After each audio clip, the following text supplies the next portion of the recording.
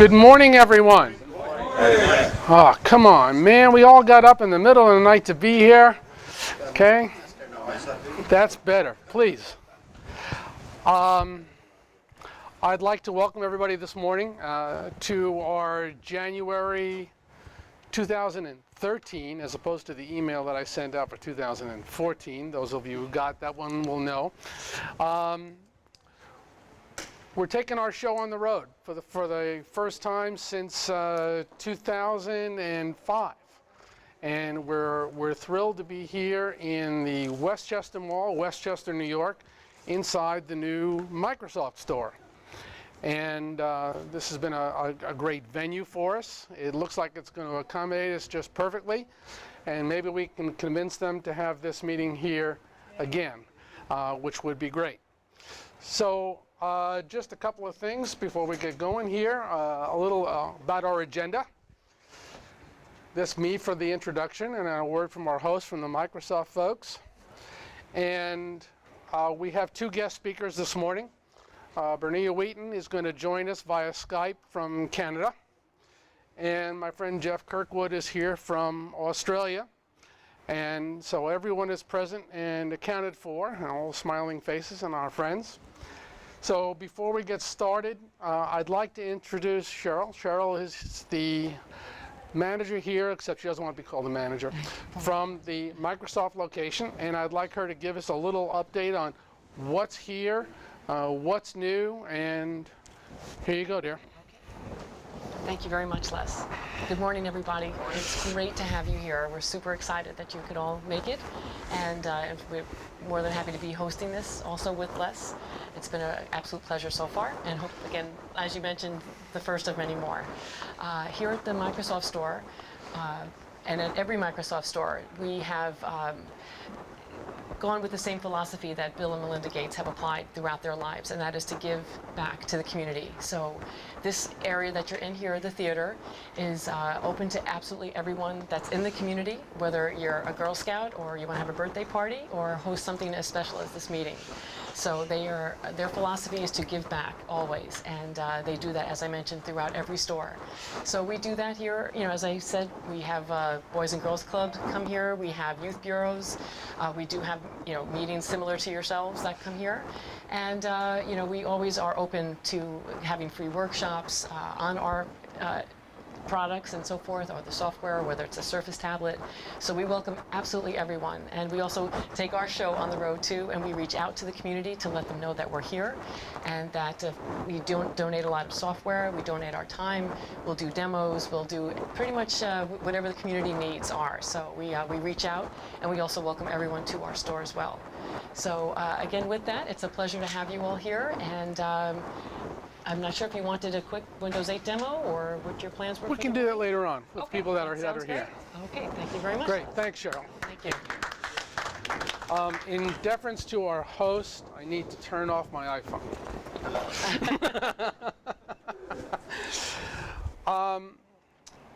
These meetings would not be possible with a lot of our sponsors, and we're thrilled to have a lot of our partners and sponsors here this morning. Computer Blue, Ralph and Bernard are here, and one thing you're going to hear this morning is about the iCAN Cloud, which is going to be the centerpiece of iCAN going forward. And these are the guys responsible for our cloud position and our developing marketplace globally. Some of our board members are here this morning. John Lonzak. John is a mentor of ours and a board member representing two of our client companies, Aviva and SunTrack, both of which are on target for commercialization. SunTrack is already in that mode. Aviva is not far behind, so we're looking forward to that. Drew Gorman from RE3, Waste to Energy. Arthur Anthonison is the chairman of our board, so we're very happy to have him here this morning. Pete Gronendahl, Chris Fohn from ARC Energy Group, specializing in LED technologies for commercial, industrial, and municipal applications. So there's lots of folks. We have some new folks here this morning. Patrick, welcome. At this time, I'd also like to welcome our online audience. In particular, as I mentioned, we're expanding. We're expanding globally. So online this morning, we have my friend Hussein from Cairo, Niyi from Northern Africa, Lars is online from Sweden, Tobias from England, Terrence is going to be tuning in from Dubai. So we are expanding this group, and we're expanding it in a way that supports clean tech, supports IT, supports growth, supports entrepreneurship and innovation globally. So we're thrilled to be here. We're thrilled to have all these people online. We're thrilled as well to have our supporters supporting this effort, because alone it would be very tough to do. So thank you to them. I love that touch screen. Isn't that cool? For some of you who aren't familiar with our organization, I'm just going to give a very, very brief commercial about what we do. iCAN is the extension of a technology incubator that was started here in New York in 2005. So our roots are firmly in technology, incubation, and acceleration. We morphed from a physical structure to a virtual community in 2009. And that's kind of where we're headed now. We offer access, and that's what it's about. It's about access. It's about access to people like John, people like Pete, people like Howard, people like Rick and Peter all over the world. And that's where this is centered. So those of you in communities who may not have access to the professionals necessary to advance and commercialize your business, that's what this is about.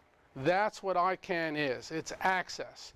All of our businesses are going to be conducted through our iCAN cloud, our portal, our web presence. We communicate through all forms of technology, including email, including text, video, face-to-face, annual gatherings, monthly gatherings, training sessions, and educational formats. One of the big things that we're doing at the moment, and we're that close, is our new web presence. Al Garlick from Accelerated Advertising is here this morning as one of our, well, you're a mentor, you're a service provider, and a good guy, and he knows what he's doing in helping us develop our web presence to really meet the needs of the online community. And that's what I feel we're really that close to launching this new site. Hopefully, I'm putting on the pressure in the next week or two.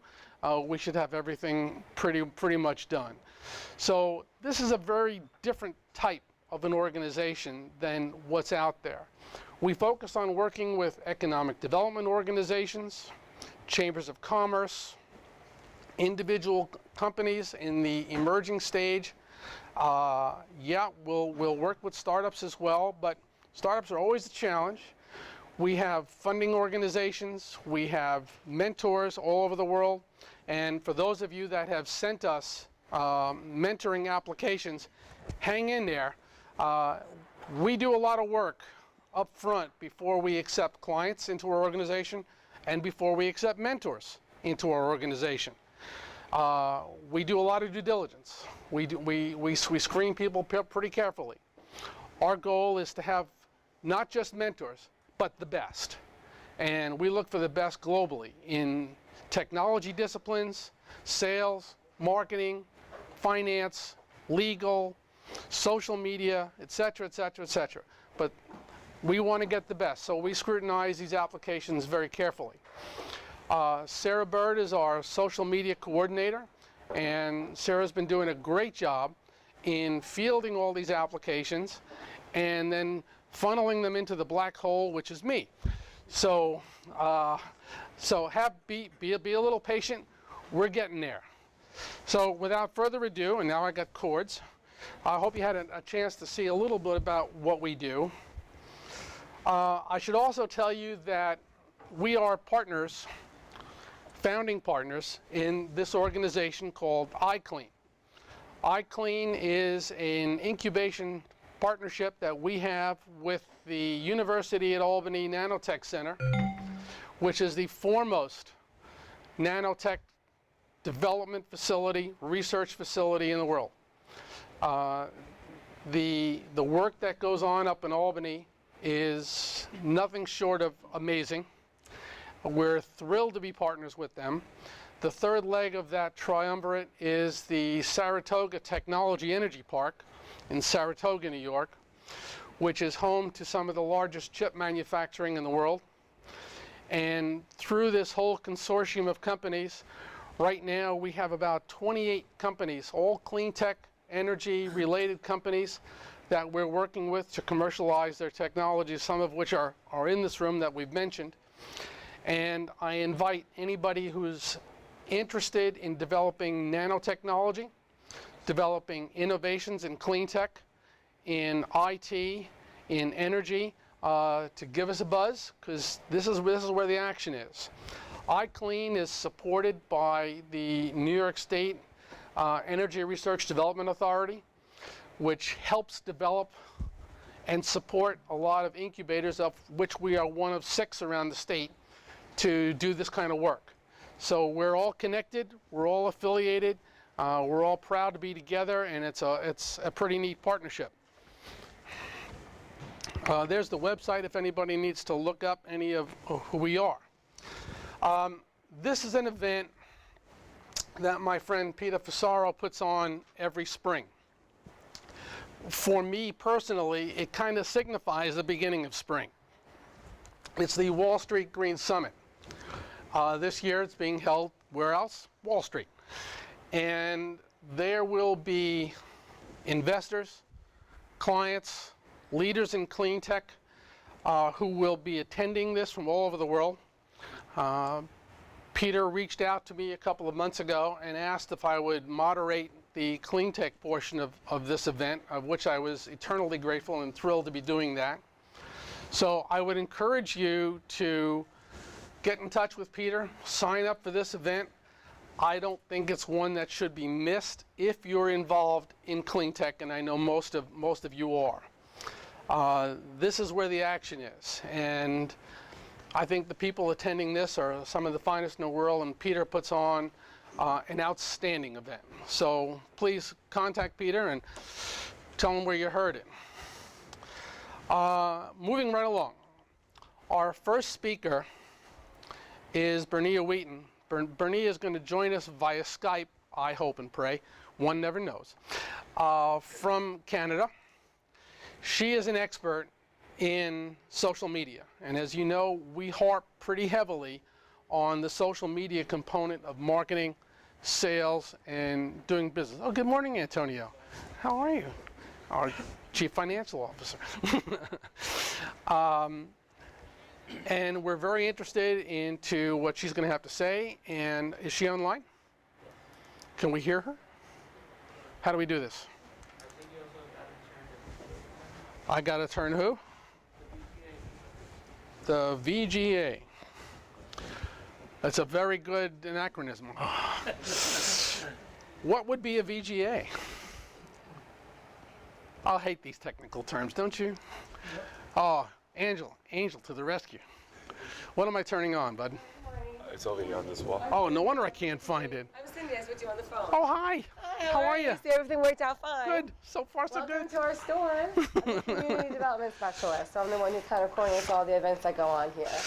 So, There yeah, we go. and afterwards, and before you guys leave, we'll give you some, if you guys want to meet our new Surface product that we just launched. I'm sure, who has not seen the commercial or an advertisement for it? I dare you to say you haven't. And then we have our new Windows 8 software too. We guys can give you a demo, whatever you guys want. We're here to help you guys. Good. Okay? And we have little coupon cards for you. We have some books and a couple of swag giveaways. calculators. If you So guys you didn't know there was going to be stuff to take home, Yeah, like hey, you door can't come- prizes. You cannot right? come to our store and not get something from That's us. right. And you're lucky I wasn't here this morning. I said to make you all do our Westchester Warrior chant. So maybe we'll do that afterwards. Maybe. Yeah, because at Microsoft we're the Warriors because we're one big family, and anyone who comes and sits in my theater has to be a Warrior. So maybe There we when go. you're done, I'll let. Everyone's still a little sleepy, so we'll get some more coffee and we'll do More some Warrior caffeine is a chants. good thing. Always more caffeine. So enjoy and welcome. Okay. Thank you for coming. Thanks, Cindy. All right. She's much too perky. How we doing? Is my VGA on? I know this stuff.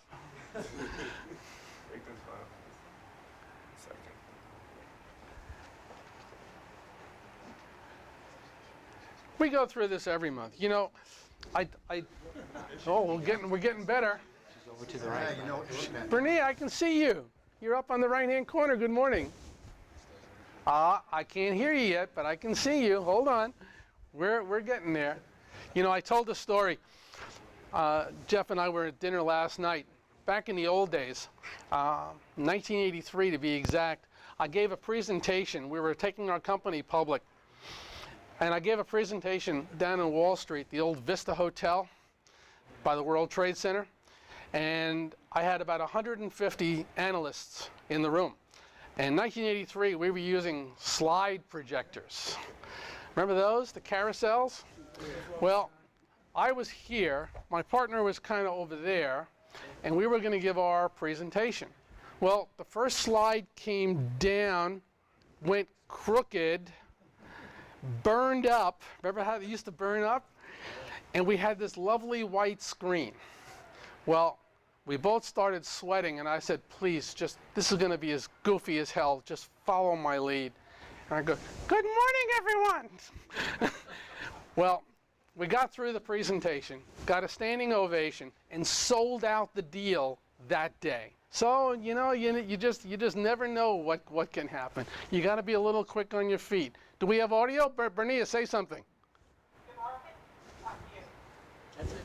That's it? Okay, what do I have to hold this? Pass the microphone back.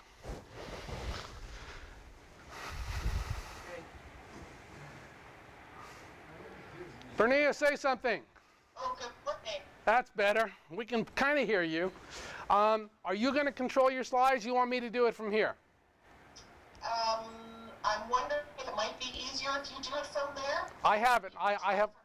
I have. Just open up my screen here, my PowerPoint screen. I do. If I open up our PowerPoint screen, then we lose this? It's either or, right? All right. Everybody look what Bernia looks like. Smile. Say hi. Okay. How do I get out of this? All right. I need to get back to the previous. Yes. Well, it might be easy for you to say it's right here. I'm not touching your stuff. Here you go. Hey, that's what it looks like. So just give me the hi sign when you want me to change slides. Okay. If the camera person can pan up a little bit so that I can see the screen as well, that will help. Then I know what you're seeing, and we can go from there. How's that? Okay. And you want me to launch right in, Les? Go right ahead. Okay, well, I'm here this morning to talk to you a little bit about social media, but the next screen, Les, I'm really proud to say that I'm from Waterloo region. I'm from Ontario, Canada, and many of you may know that the Blue Box program started in Waterloo region back in the early 80s. So I am proud to call this community home. If you click again, Les, you may know that we also now have a green bin program. So all of our organic and moist waste goes into the green bin. That's being fed into a biodigestion program, and we're now generating revenue from that as a community. So I'm always proud to call Waterloo region home. But let's talk a little bit about social media this morning and how social media impacts the way that individuals communicate. Is it possible for the camera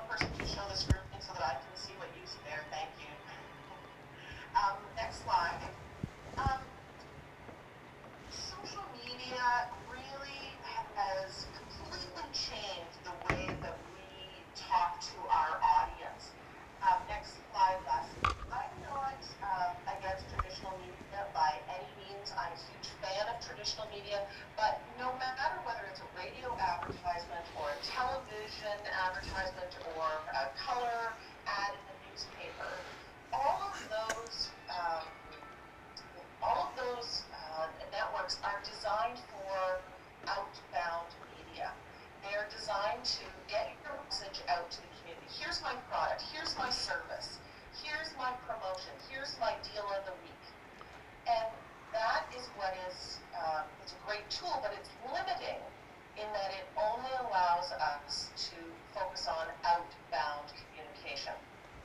Sorry, I can't see the screen again, guys. If you hit the button again, Les, and just keep clicking.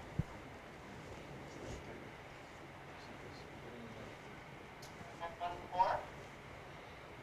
The difference that social media brings to us is it has completely adjusted the way that we communicate, in that not only are we allowing for outbound communication, but we now have the capability with social media for inbound communication. It's a two-way conversation as opposed to an outbound message. I heard a great speaker talk one time about, if you pick up the telephone and call a friend and say, hey, how are you doing today? You don't hang up the phone as soon as you've sent out that message. You continue the dialogue. And social media is exactly like that as compared to traditional media. If you're going to launch into social media, sorry, I can't see the screen again.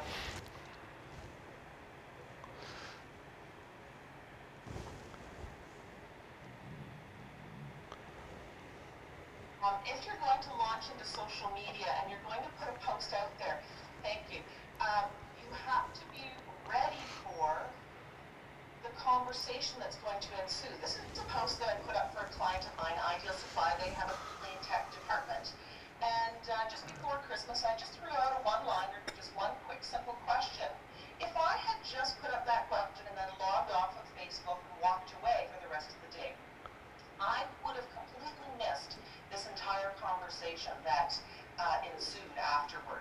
Comments, questions, how long do I have to redeem my offer? And to jump into that conversation and to see what is happening. That entire dialogue would not have happened if I had just put the post and walked away.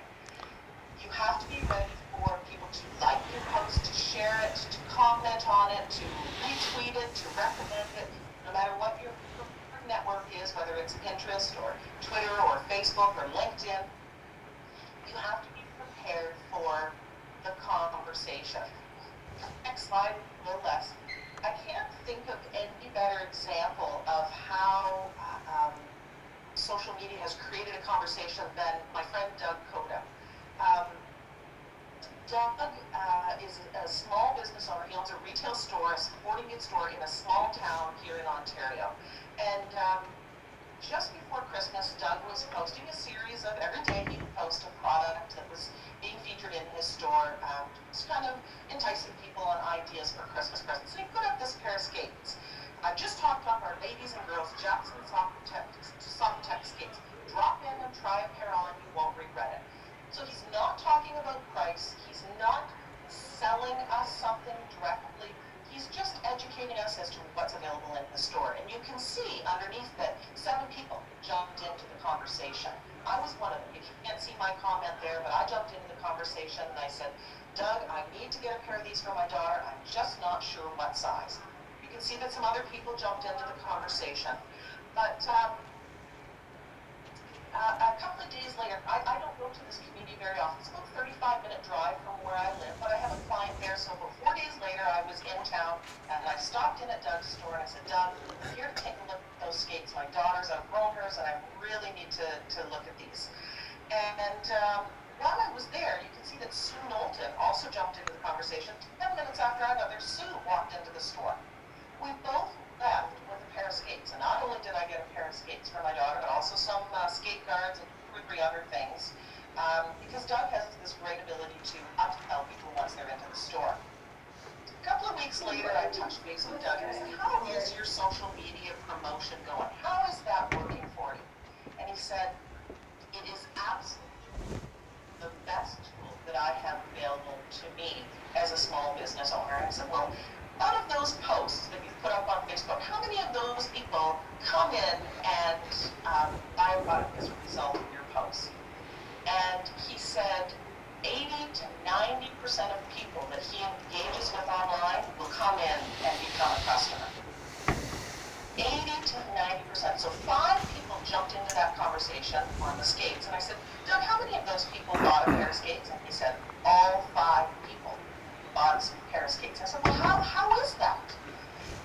He said, well, what did I do with you when you jumped into the conversation? I said, well, you sent me a direct message offline and you asked me some questions about what I was looking for. He said, well, I do that with all of my customers. Because I'm a small business owner in a small community, and I know that you've got the choice of going to a big box store where you will have an entire wall of skates to choose from. I can't carry that selection, so I reach out to my customers, I find out exactly what they're looking for, because I don't want them to make the drive into my small community and be disappointed when they get here because I don't have what they're looking for. So Doug spends a little bit more time on social media than the average person, but the return on his investment is worth every minute that he spends online. Doug is an example of probably one of the best practices I've seen in social media and the use of it in engaging with his audiences. Next slide, if you would, Les. Sarah also asked me to talk a little bit about some best practices, and I know that some of you are early adopters of social media and you understand the value of social media, but I'm going to touch on just a few of the best practices that I've come across that really will help you as you integrate it into your business and into your organization. Next slide, if you would, Les. My number 1 tip is be social. If you want to click again, Les. This is an example of a profile that I came across. There's absolutely nothing social about this person's profile. Anne doesn't have a description, she doesn't have a profile photo, she doesn't have any followers. And if you click again, Les, there's a couple more examples there of Twitter, Facebook, LinkedIn. They all give you an incredible opportunity to showcase who you are and what you're about. The opportunity to use a profile photo, keep clicking there, Les, and we'll get to the content. To make use of a profile photo that describes exactly who it is, who you are, what you do. Your company profile that in a sentence and a half tells people what your expertise is. Both Twitter and Facebook have given you the opportunity to use a cover photo or a header, they call it on Twitter, a quick image that engages your audience, and it's something that you can change up on a occasional basis. You definitely want to make sure that people know your location, how to get a hold of you, your website link, and of course, you want to have those followers. So if you click a few more times, Les, that profile of Anne's, it's just not going to cut it. The key is, if you're going to be on social media, be social. It's not anonymous media, it's social media. The next best practice I have for you is get connected, grow your audience. As entrepreneurs, as startups, you have to get out there, you have to get connected, so that as you engage and promote and sell your product or service, you know that you have people listening to you. So getting connected geographically. Who are the people in your service area? Who are the people in your industry? People that might have a special interest in, keep clicking less, a special interest in clean technology or in your special area of service. Definitely, I encourage you to get connected up to people in the news and the media. It is amazing how often that if you're already connected up into these circles and you send out a press release that they latch onto that and they will publish it because they've been a follower of yours and you've earned their trust. Connect up with thought leaders. It's not a bad idea to connect up with competitors, and you can do that quietly. You don't necessarily have to use your business profile to do that, but keeping an eye on what your competitors might be doing is a great idea online. And as a final way to grow your audience, I highly recommend pay-per-click marketing. I'm going to talk a little bit about that in our next slide and go into a little bit of detail. A lot of people are a little bit shy, about pay-per-click marketing, and I understand that. It is a little bit of a mystery to some people, but let's talk about the pros for pay-per-click marketing. First of all, failure isn't going to cost you a dime. If you launch a pay-per-click campaign and nobody clicks on it, it's not going to cost you anything. Now, unfortunately, that's not going to be successful, but you don't have to be afraid of that unknown cost. I find it highly effective at reaching your target audience. Twitter, Facebook, and LinkedIn all give you a number of different criteria in which you can target your audience, whether it's by age or gender or education or geography. What I like about pay-per-click marketing is it's permission-based. So if someone clicks on your ad and enters into your network, they are giving you permission to market them from there on in, to educate them, to inform them. You're not selling them, or you're not encouraging them over and over and over again to come to your website. They're in, and they're engaged, and they're giving you permission to communicate with them. It expands your reach. It allows you to reach people that you otherwise wouldn't have an opportunity to engage. So the friends of your fans, or the contacts 2 or 3 degrees down in your connections on LinkedIn. So it expands that reach very quickly and very effectively. It allows you to accelerate your growth. I've seen profiles grow exponentially, doubling and tripling in size each day, going from 40 to 600 followers in just a number of days because of pay-per-click marketing. And it's ideal for people with a small budget. You can spend as little as $10 a day for 2 or 3 days in a row and see incredible results. So what are the disadvantages to pay-per-click marketing? Well, one of the cons is that if you are successful, it is going to cost you a little bit of money, but it's also going to bring you incredible success.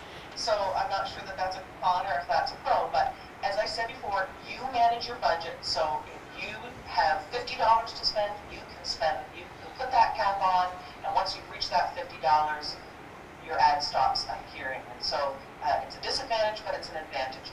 There is a little bit of a learning curve to pay-per-click marketing.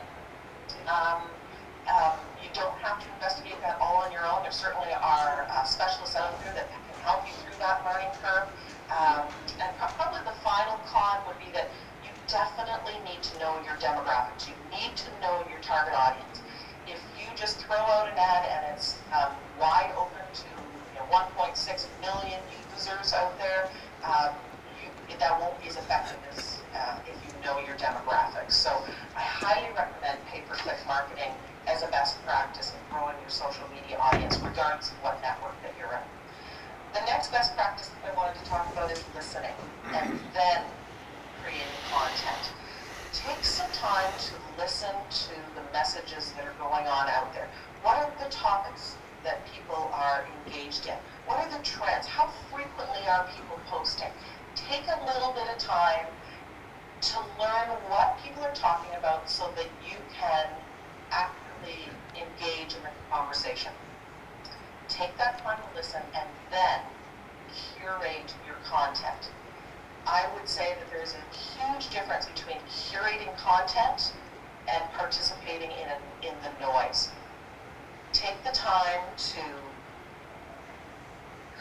cultivate an accurate and thoughtful message before just posting it out there. Take time to participate in conversations. You notice the conversation that I used as an example for Ideal Supply or Doug Coda's example. Take time to participate. Jump into the conversations that are meaningful to you and to your business. Another best practice is reach out to thought leaders, get engaged with them, ask them questions. They're there because they want to engage in conversations, and they won't find you to be a bother. They want you to reach out to them. And finally, the next best practice is share. Share other people's content. If it's relevant to you and to your business and to the service that you provide, share that content. Give credit to the original author, but share it with your audience. Our next best practice has to do with posting. And just a couple of quick points here. Take time, make the time to post to your social networks. You don't have to spend an hour and a half a day. That's what Doug Coda does, and he has found that to be effective for his business. But you might find that 10 to 15 minutes a day is effective. Be sure to regard the etiquette for social media. The etiquette for the frequency of posting on Twitter is completely different than the etiquette for posting on Facebook. Get familiar with those etiquettes so that you don't bombard your audience. My next suggestion and my next practice is schedule your posts. Almost all of the networks out there now allow you to schedule posts in advance. So you only have a little bit of time on Monday, but you've got 10 posts that you want to share. Schedule them throughout the week. Put 2 on Monday, 2 for Tuesday, 2 for Wednesday, and so on. So that you are spreading out your message and you're not bombarding your audience. Be clear and be concise. You don't need 5 paragraphs if 2 sentences will do. Get to the point. That's me. And you have a very short attention span online, so be clear and be concise. Use a variety of messages, especially with Facebook. They give you the opportunity to use photos, to use sound, and to use video. So use a variety of messages. Change them up. Text today, maybe a photo tomorrow, maybe a video the day after that. Use a sound. I like SoundCloud for putting sound onto Facebook, but change it up and give some variety to your posts. And finally, my most important point here is accuracy. If you've got spelling mistakes in your posts or grammatical errors or the link is broken, it brings suspicion to everything that you've put into that post. If you notice that you've posted something and there's a mistake, you can delete that. Sorry. You can delete that message and repost it right away. Have I lost you? Yes? No, we're here. Okay, sorry, I just had a notification here that something's going on, so I apologize. So we're getting to the end of our best practices, but be sure to promote yourself. Make sure that if you're online, people know how to find you. Make sure that those links are on your webpage. Make sure that they're in your email signature, they're on your business card, they're in your office. Make sure that people know how to find you online. Our next best practice is tracking your results. All of the networks give you insights into who's looking at your profile, and I highly encourage you to once a week sit down and take a look at those analytics and those insights and get a grasp on who is looking at your profile, who is sharing, who is communicating, what demographic are they in. That helps you target your next communication. So what time of day are people logging on? What is it that they're sharing? What is it that is resonating with them? Are comments more valuable than questions? And those are all some of the things that you can take a look at. I want to share you just, if you can click one more time, Les, just an example of social media growth for one of my clients, just one of the outcomes for a client that about a year ago in January they had 50 followers. They had 50 likes on their Facebook page. And as their audience grew right through to June, they grew up to about 1,000 followers. This is a small retail shop in a small town. If you click one more time, Les, you can see that as their Facebook audience grew, there was a direct correlation to the revenue. As Facebook fans grew, revenue grew. This was a business that was just barely making enough money to cover their overhead costs. The owner wasn't actually making any money. By the time he paid his staff and paid his hydro and paid his rent, he was just breaking even. But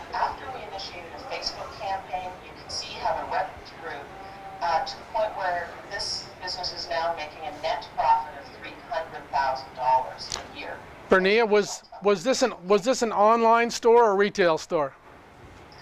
I think we have one more slide, and Just got to get rid of the mic.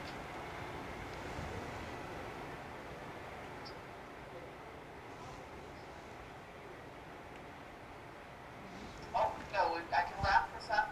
I highly encourage you to adopt social media into your business. I understand that it takes some time. There is a learning curve. It takes some time to ramp it up, but I have seen with every single one of my clients that there has been an incredible return on their investment.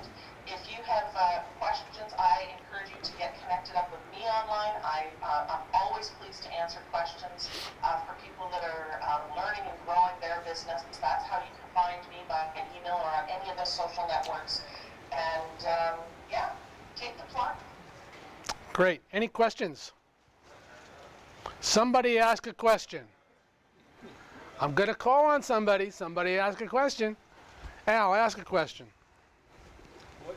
I'll ask the question. Is that Target between Skype and Google? No, it's Pinterest. It's the Phillies. It's Pinterest. It's Pinterest. We're on Pinterest. Great. Bernia, it's a wonderful presentation. Thank you very much. It's been a pleasure to be with you. I'll give you a buzz next week and we'll chat. Thanks. Take care.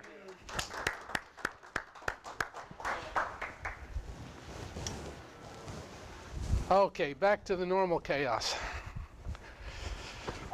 As many of you know, this is not the first presentation we've done on social media, nor will it be the last. I think it's really important for anybody involved in business nowadays to be able to reach your current audience and your new audiences, because they live online. That's where the business is.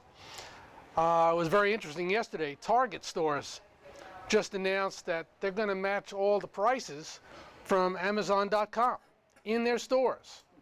That's a dramatic turnaround for a retail store to be matching prices of an online store, where in retail you've got overhead that you don't have online. I wonder how that's going to change the face of A, retailing, and B, online buying. So we're going to see how that props out.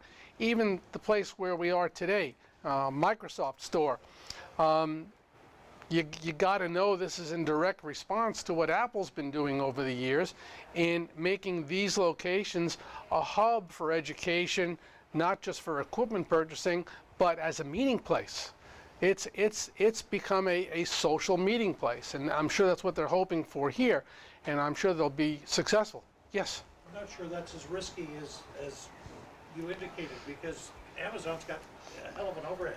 I mean, all those distribution centers and Absolutely. all of the rest of that doesn't come for free. So I think that's a pretty smart idea.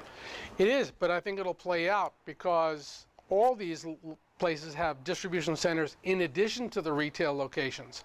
You look at companies like Zappos selling shoes online with huge distribution facilities all over the world. How is that going to play out? So I think we're really in the midst of sort of a revolution, if you will, between traditional retail, online retail, and whatever's going to come as a hybrid. Drew? I think what's making that possible is the new technology that is handheld. Without the handheld technology, your salespeople and your computers could not calculate, could not immediately contact Amazon and see what the price is, and then say, well, here's the actual price on Amazon, and say, okay, we'll sell it to you for that price. That's exactly right. That's what's happened. That's what's emerged, and it's these little things that I have. I just got a new one, and I don't need my computer now. Correct. I really don't need my computer. Well, that's kind of what's been happening. People have been standing in retail stores in front of an item. Do I buy it? Don't I buy it? Pull out our little devices, and we can check prices right then and there. So, yeah, it's a changing environment. That's for sure. Let's move along. I'm going to present our second speaker, Geoff Kirkwood. Geoff has decided Skype wasn't good enough. He's going to visit us here in person from Australia. and we're thrilled to have him. We had an opportunity last night to spend some really good quality time, and I'll tell you, he's a good guy. And you know, we discussed all sorts of things concerning business relationships and how we do this, how people get to trust each other and do business together, and on what bases. And I think going forward, Geoff is going to become an integral part of our organization in helping us teach all of us how to develop these relationships, how to pursue new relationships, how to get business, and how to develop our businesses using those relationships. So I could keep on going for a while, but he does a fine job all by himself. Geoff, come on up.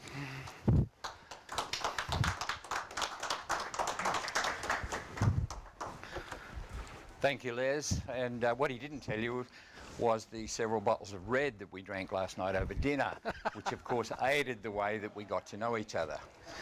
Didn't hurt. Firstly, I want to thank Sarah for making a contact through LinkedIn, and I was listening to our previous speaker and can only endorse everything she said, particularly about connecting with people and the use of social media. But firstly, thank you, Sarah, for making the connection. And yes, when originally I was going to be standing in my lounge room at 10:30 at night in Australian time talking to you, the whole concept developed, and from one speaking engagement I ended up developing a world tour. So I'm leaving here to speak in London and several other locations in the United Kingdom, and then down to South Africa for a couple of engagements. At least they'll understand you there. So yes. Well, talking about language and relationships, we often get people come to Australia and try to imitate, because I don't speak English, I speak Australian, and we have a particular way of greeting people. So I'd like to give you a very short lesson in Australian to start with. You know, a common greeting for people when you meet someone that you know is to say, "G'day." You wish them a good day. And the term for a friend in Australia, someone that you know and someone that you like, is the word mate, M-A-T-E. But we're a slightly laid-back country and a laconical type of people, so we tend to kaleidoscope those words. We get a little bit lazy. Instead of saying 3 words, we'll say 1. So instead of saying good day, mate, we just say g'day, mate. Most people sort of say, what? Excuse me? Pardon? Whatever was that? So I'd like to teach you how to greet people in Australian. Okay, would that be a good deal to start with? Okay, so we say good day, mate, but we make it 1 word. G'day, mate. See how you go? Yeah, not bad, not bad. 1 more time, it's g'day, mate. Yeah, that's better, that's better. You probably haven't got quite the accent, but you've got the gist of what we're doing. Yo, how the frick you doing,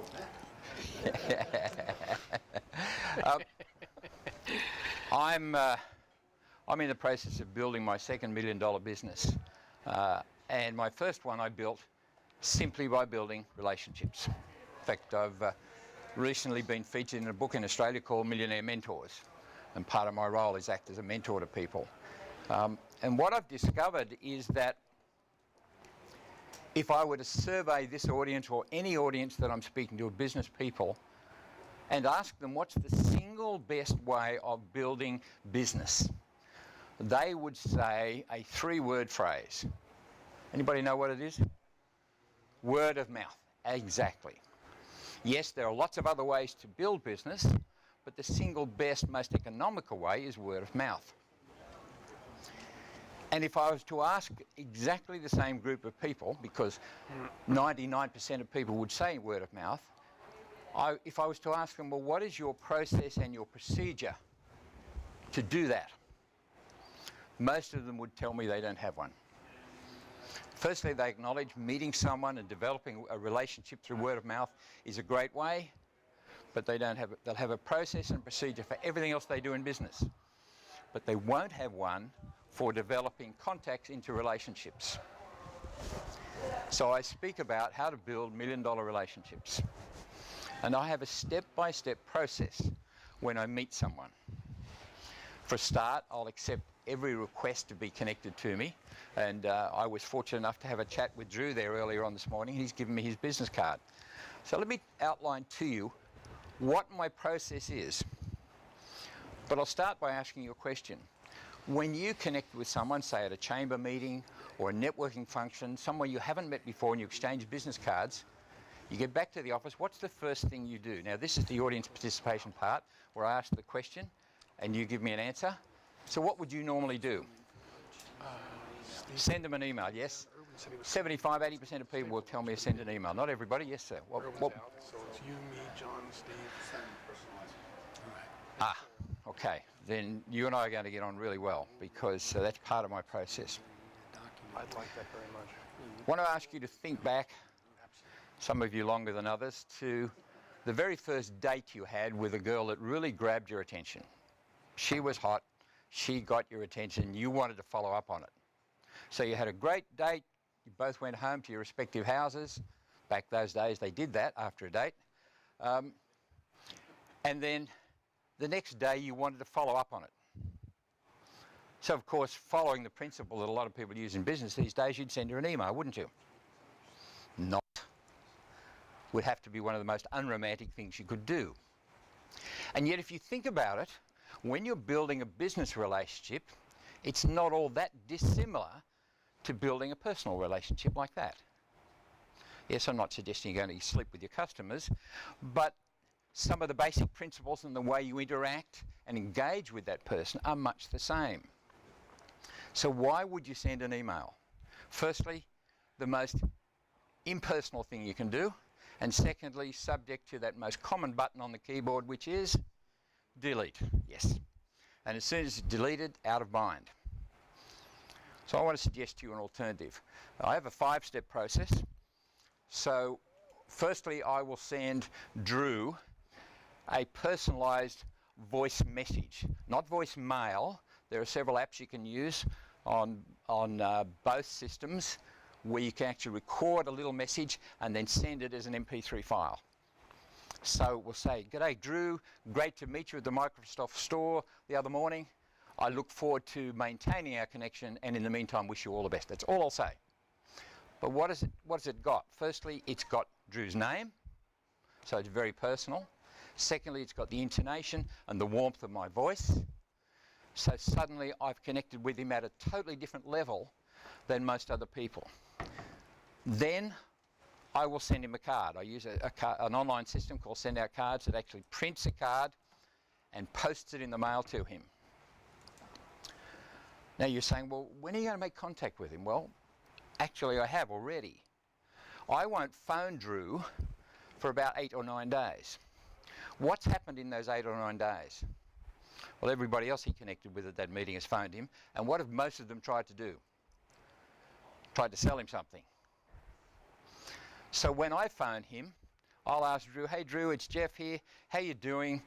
Did you get my card?" Now we're connecting at a what level? Not here. We're connecting here.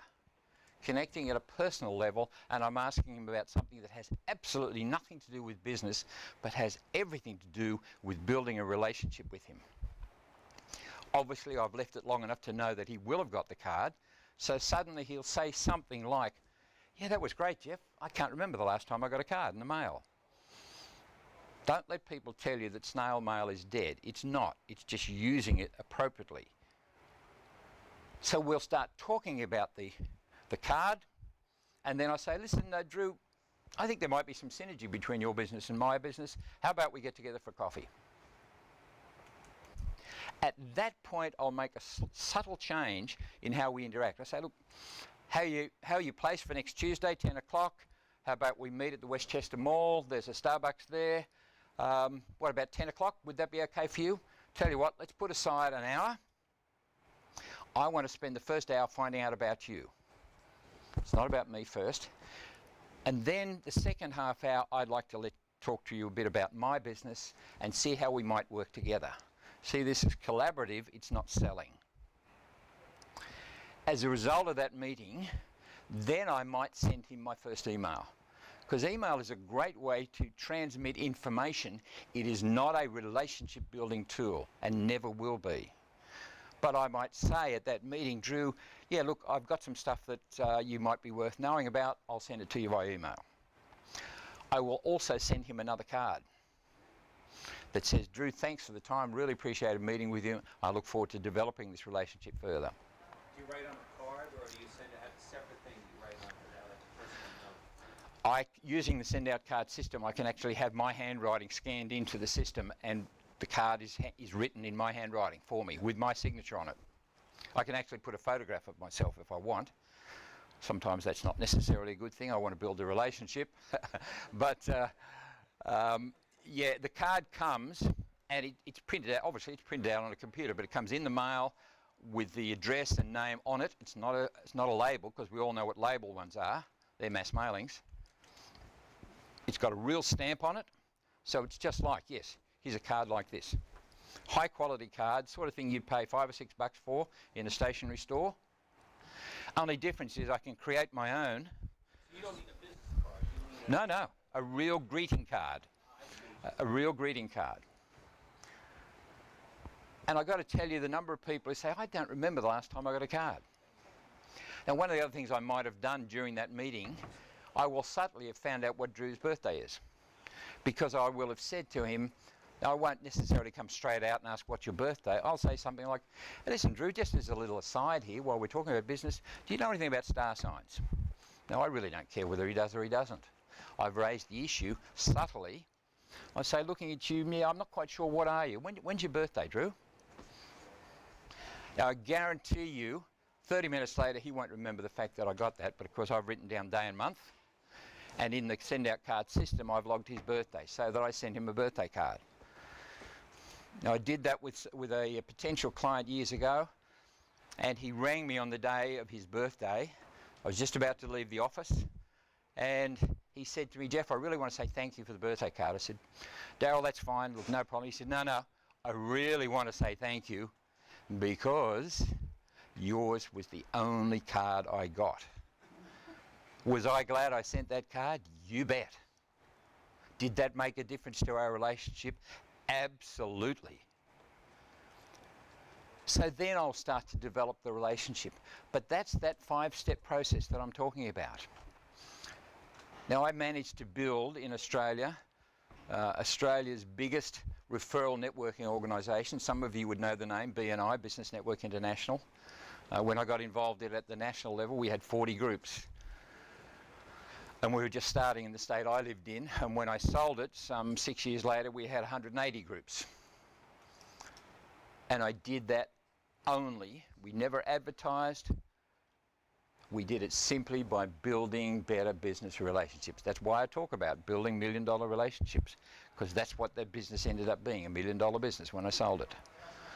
And all I did was follow the 5-step process that I'm talking to you with everyone I ever met. And it is translatable at certain levels, even to the electronic media. You heard our previous speaker talk about LinkedIn, and I was chatting to a little earlier there about how I connect on LinkedIn. And most people, when they ask you to be connected, you've got the button where you can say accept. And that's what most people do, just say accept and that's it. Yes, I do that. Actually, my PA does it, because I don't pay her anywhere near as much as I pay myself, but she will cut and paste a text file she has on her desktop and insert the first name. So the response to Drew would be, "G'day, Drew. Thanks for asking to be connected. Happy to accept." And then it will go on and make a comment about my business.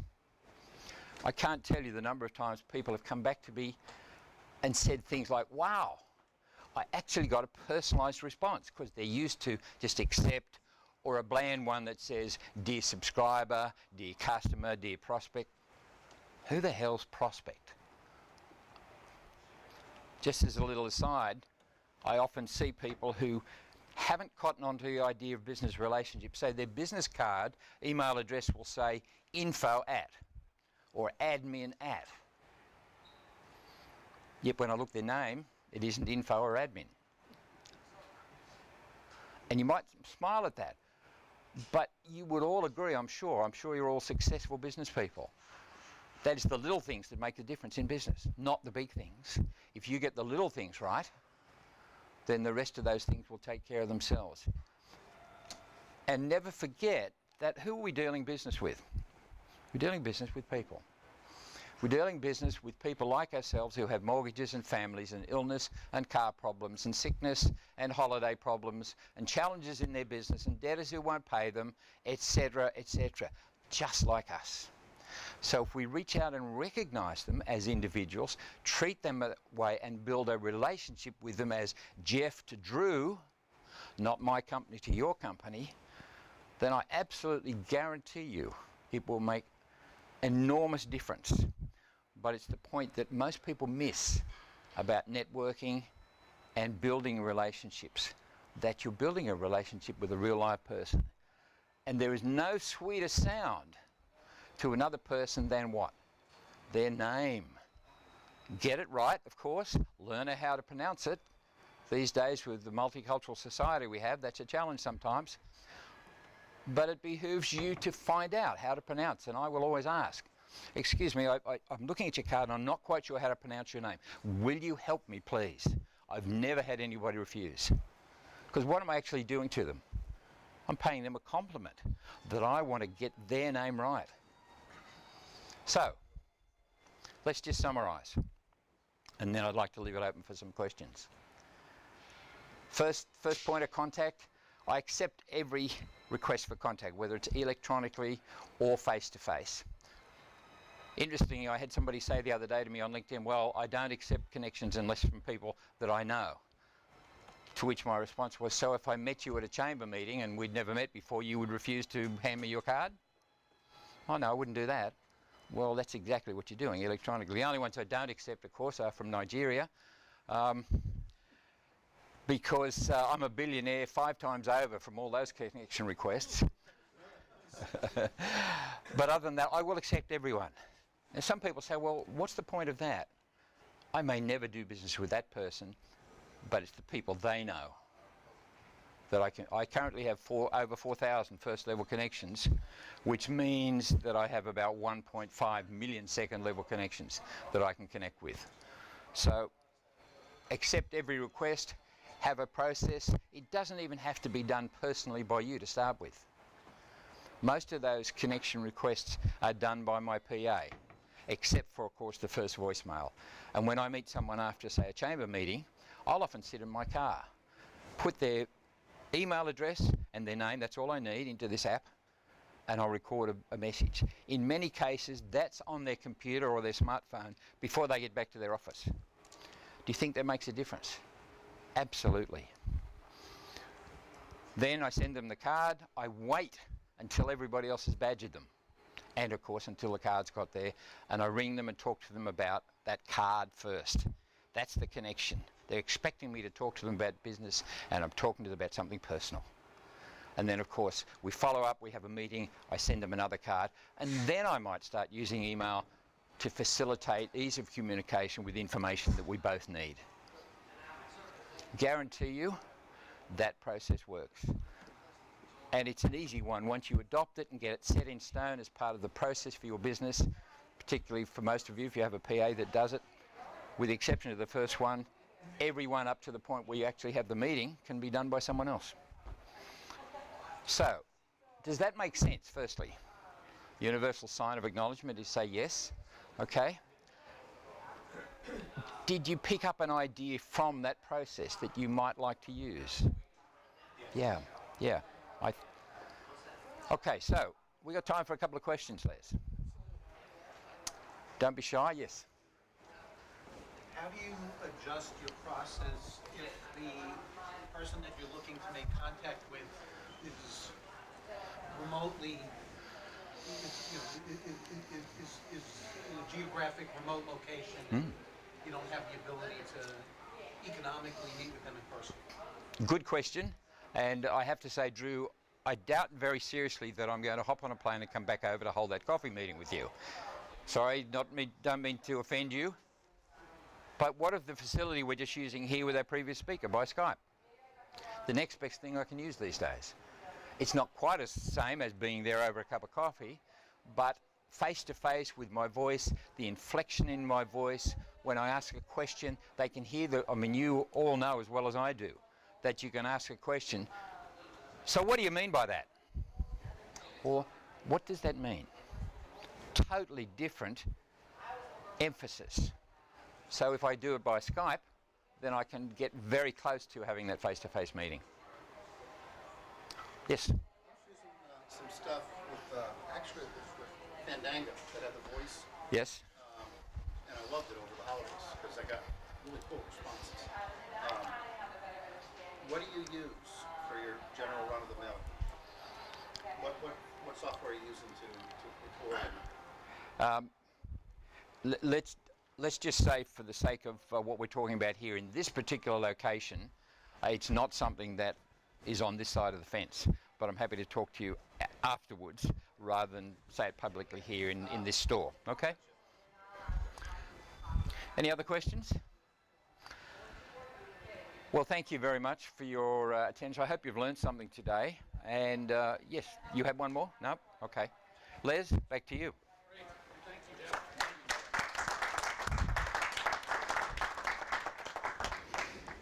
Geoff didn't hold up his book. He's on the cover. He sent me a book, and I appreciate that. You're going to have to sign it before you leave. But Yes.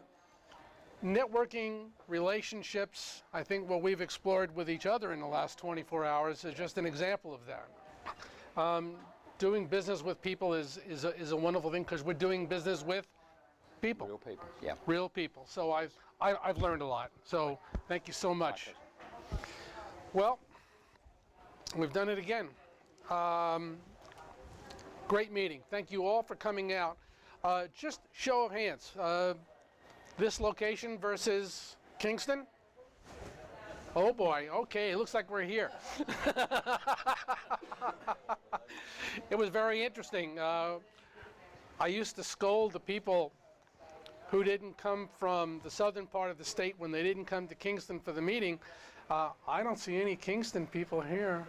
So, so I think this is a great location for us, and they were lovely to host us. I do want to thank our technical guys this morning for making the trip from Kingston and getting here and get everything set up. They did a great job. Thank you all very much. So, great job. Have a productive day. Thanks. We'll see you again soon. Take care.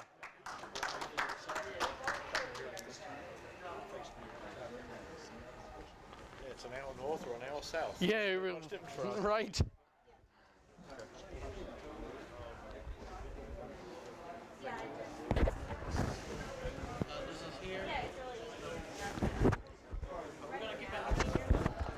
We might. We're going to have to talk about that. Yeah. Thank you, Les. I mean, was it okay for you? Yeah. I mean, except for the Skype thing with the microphone, that's a little cool.